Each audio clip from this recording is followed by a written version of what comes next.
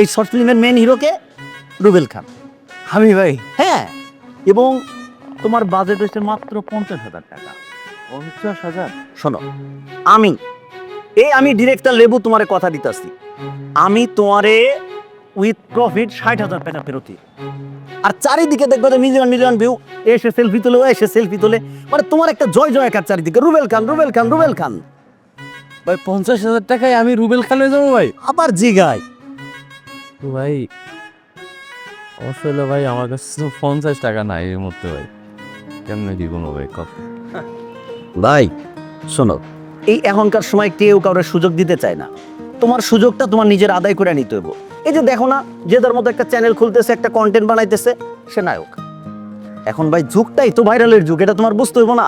কারণ তুমি শোনো, তুমি মাত্র 50,000 টাকা ম্যানেজ করো, তারপরে তোমার ক্যারিয়ারটা কোন জায়গায় নিতে হবে এটার দায়িত্ব তো আমার।